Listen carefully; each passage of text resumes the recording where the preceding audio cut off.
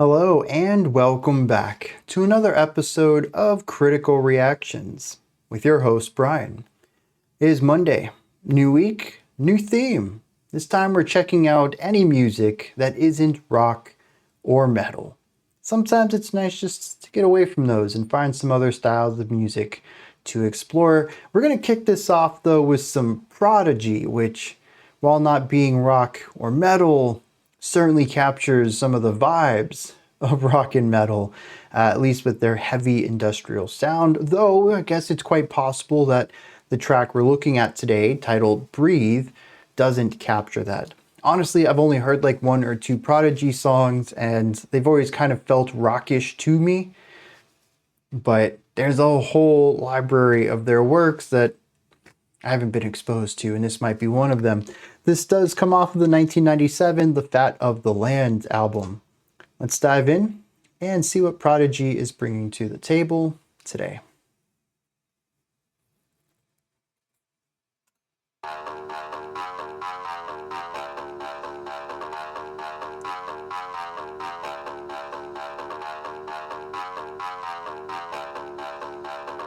It is.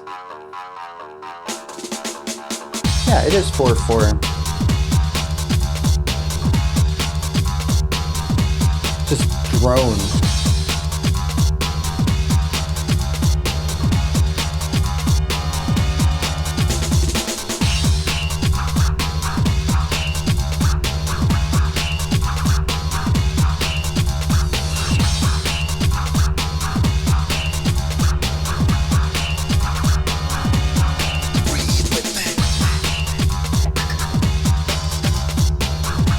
There's so much bass on this too. Like this low-end drone is just, it's everything.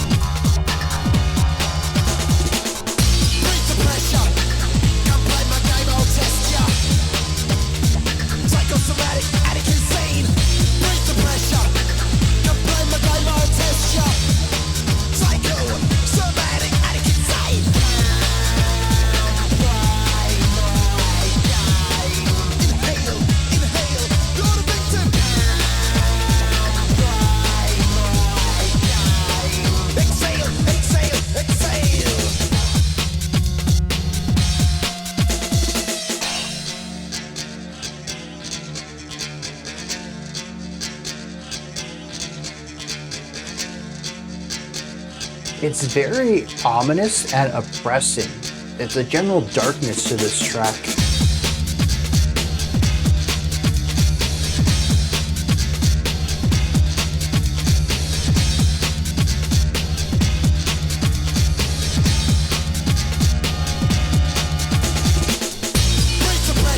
A glass breaking when he says break the pressure, but also I'm pretty sure that was like a train sound.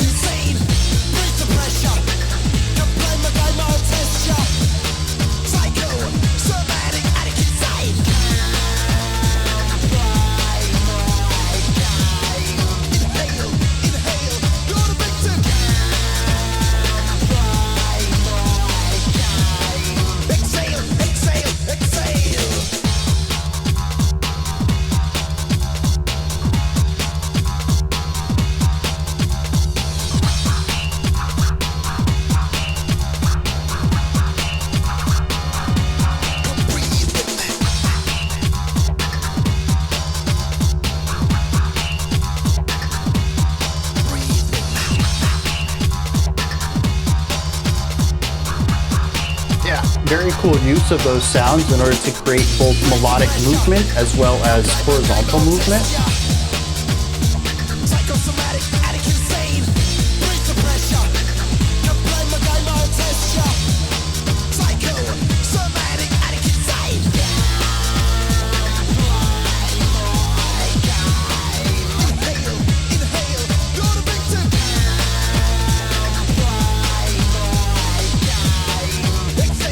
Even right here, there was a lot of like core movement over here on 75% of the riff, but at the end of the phrase, we had a sound coming in over here, following up on the melodic and rhythmic ideas, while also creating movement within the production.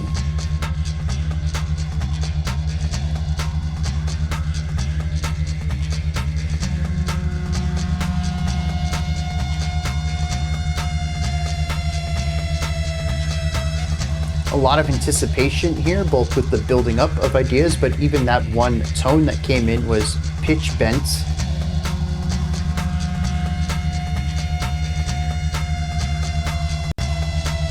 So like a rising and falling on that pitch, which implies motion with allowing it to just be that one idea.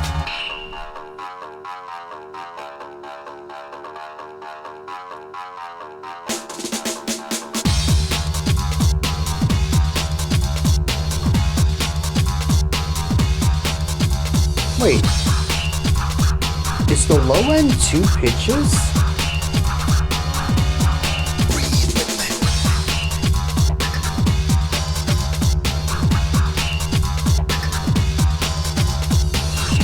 I don't know.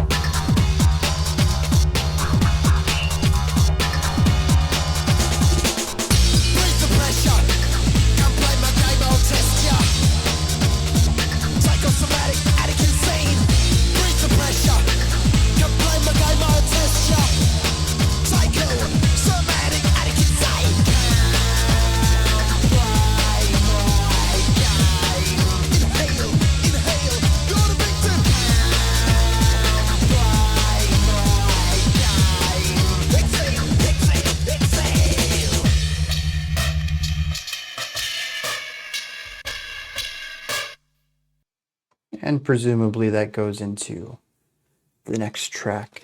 There was a music video for this. I opted not to use it in the reaction because it was like, I don't know, 70, 80, 90 seconds shorter than this album version.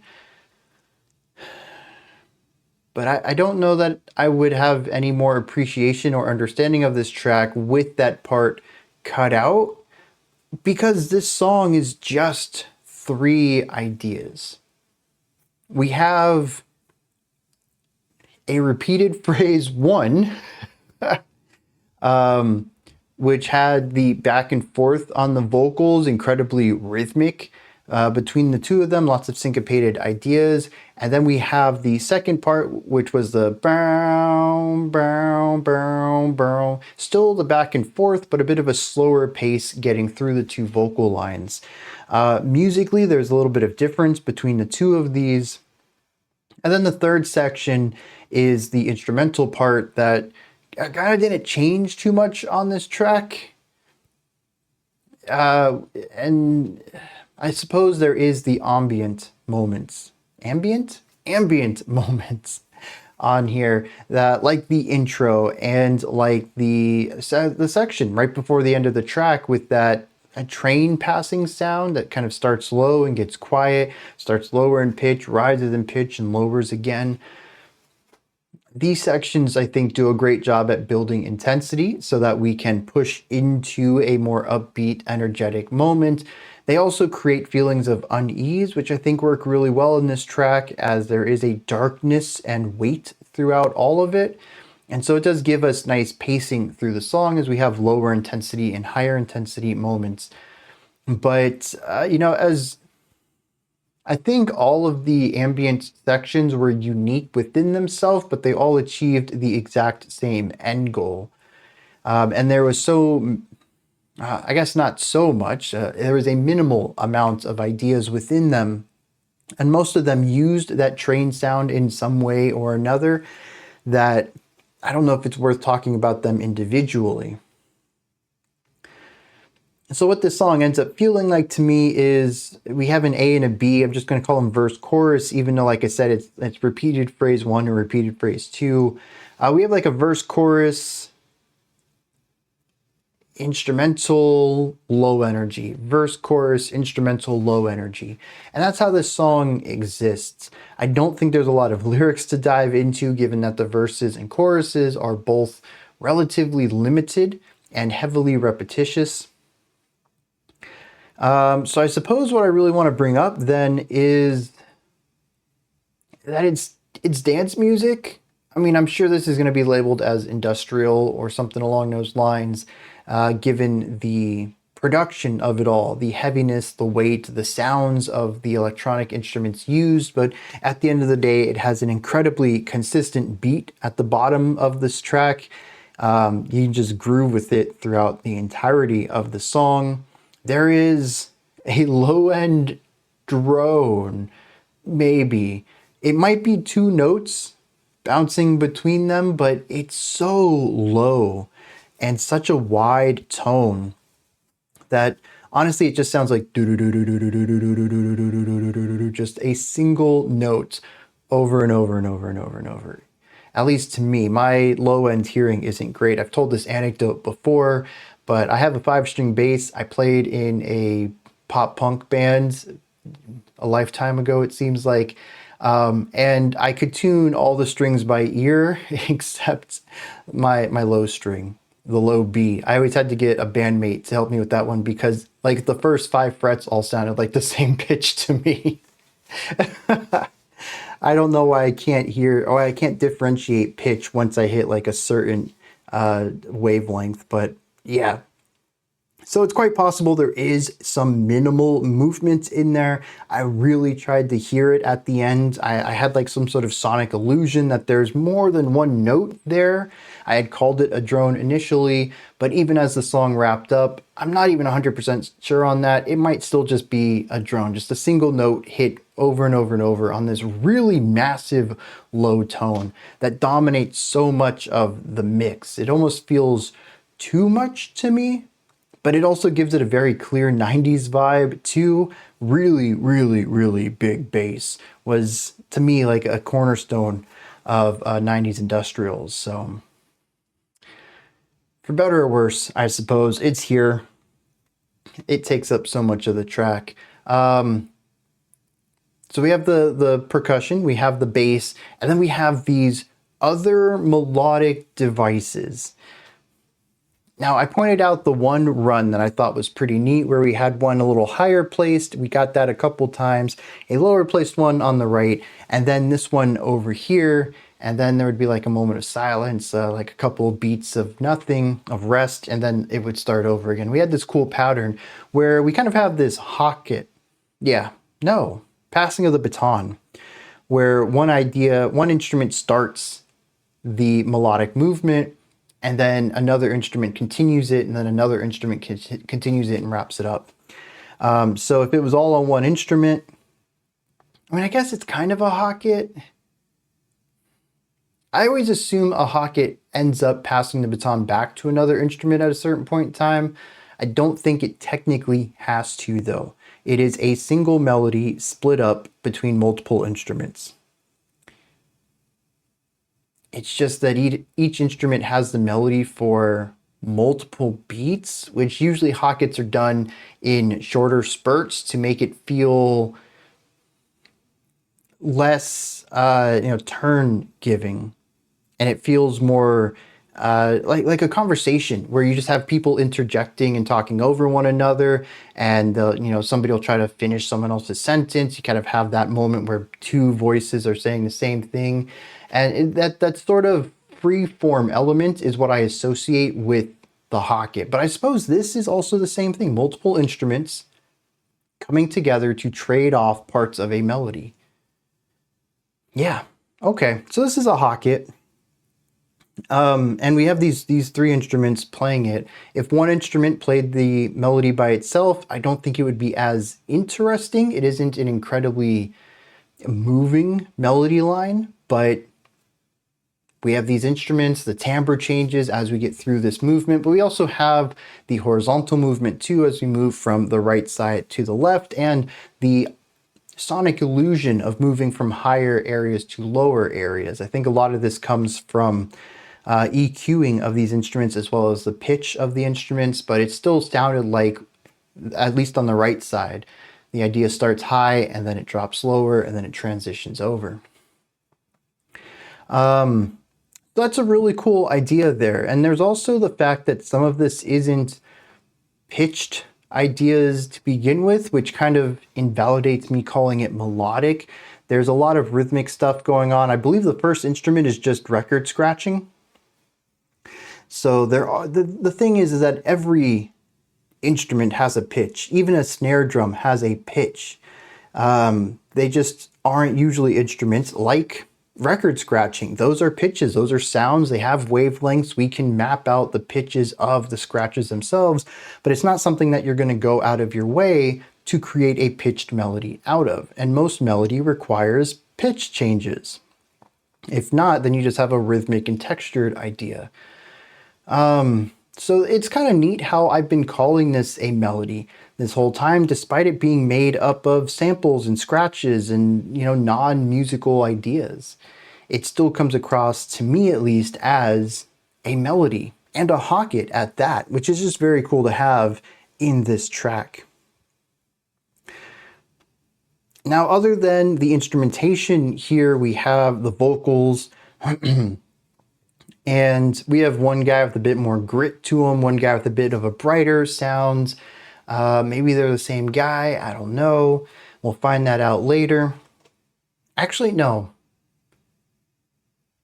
I watched a couple of Prodigy music videos back in, the 90s on MTV and eventually Fuse. I don't know if any of y'all remember Fuse channel, but that was legit. I love that channel.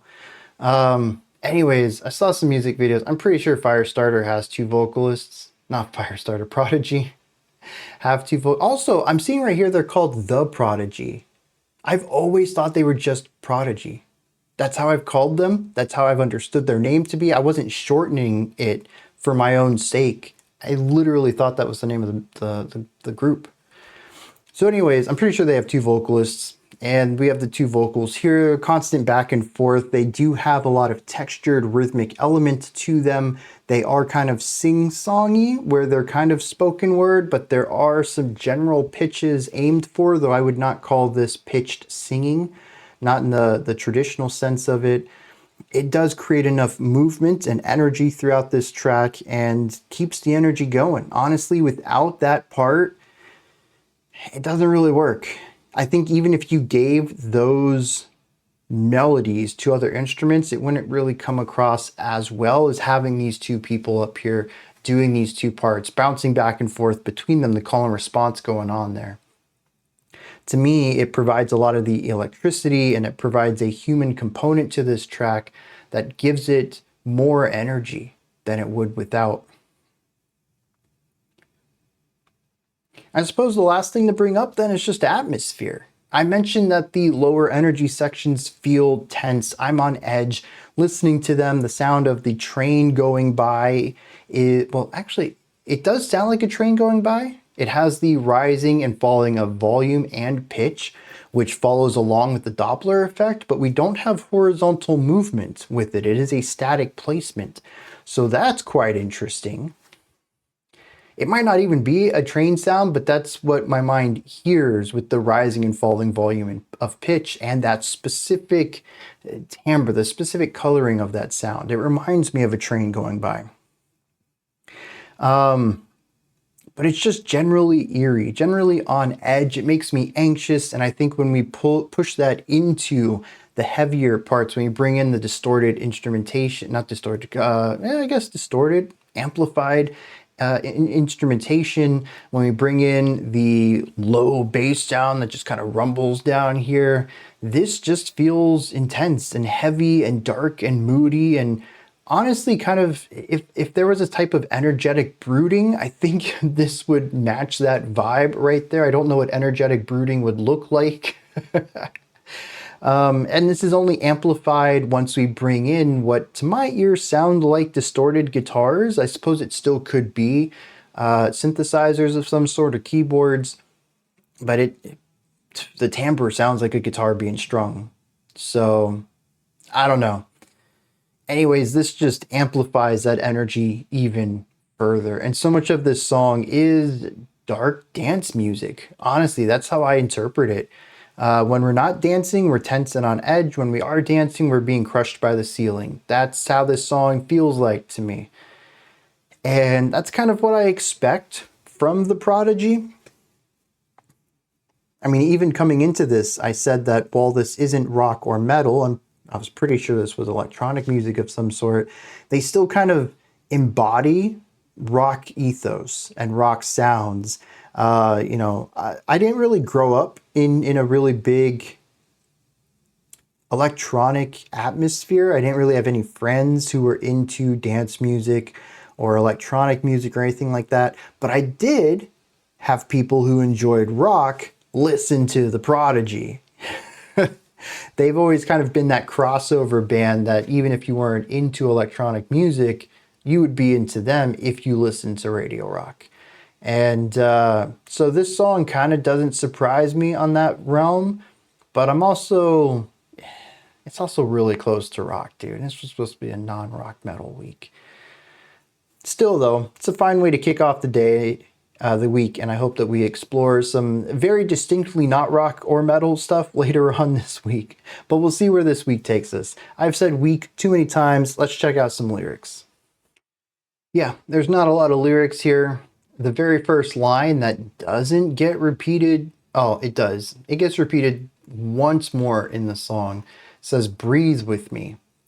But the majority of what we'll hear on this track is "breathe the pressure, come play my game, I'll test ya, psychosomatic, addict, insane."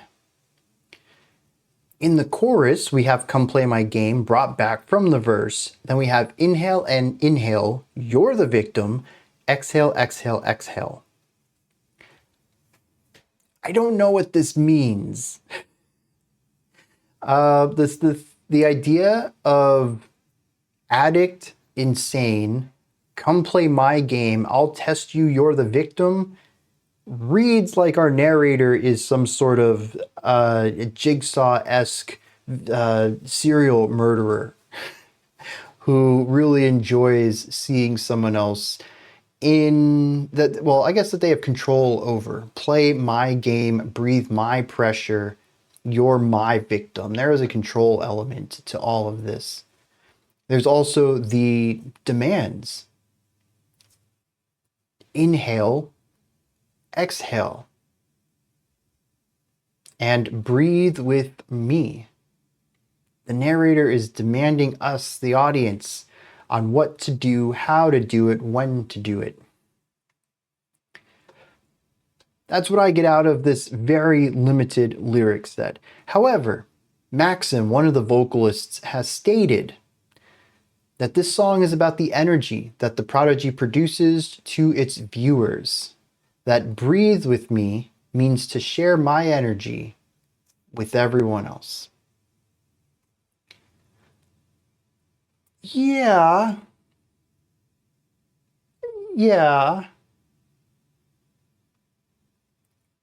You chose some really interesting words to go along with "breathe with me" if that's what you wanted, but also, it was the 90s and we were very extreme back then. So painting the audience as a victim that is playing a game with you full of pressure and addiction and insanity that is their show. It's on brand for them. It's on brand for the 90s. It's just one of those things that's, I wouldn't say that it has aged poorly, but it has certainly not aged. It has aged? It gives away its age. When you hear that type of music or the type of lyrics, you're like, oh, that definitely came out of the 60s. Something that feels locked to an era instead of timeless. This is locked to the 90s. And for better or worse, I don't think it's particularly great lyrics, but I think at the end of the day, the Prodigy weren't really known for their lyrical stuff. You kind of went for the music, the atmosphere, the vibe. That's kind of what grabbed you on them. And the music does a great job of creating all of that. These are my thoughts on the Prodigy's "Breathe." What did you think of this? Is there anything that stood out to you? Anything that you'd like to add on to what I said or correct me on? Do you have your own take, perspective, or opinion on this? Let me know. Put all those thoughts and anything else you'd like to add into the comments section below. Above that, in the description box, you'll find a link to Linktree. It takes you here. You can find links to my music, ways to support the channel, a link to the Discord server, and so much more. Above that, if you could, like, subscribe, and ring the bell. I greatly appreciate all three of those. That wraps it up for tomorrow. Wraps it up for today. I'll be back tomorrow, 5 p.m. Eastern Standard Time, 10 p.m. UTC as usual.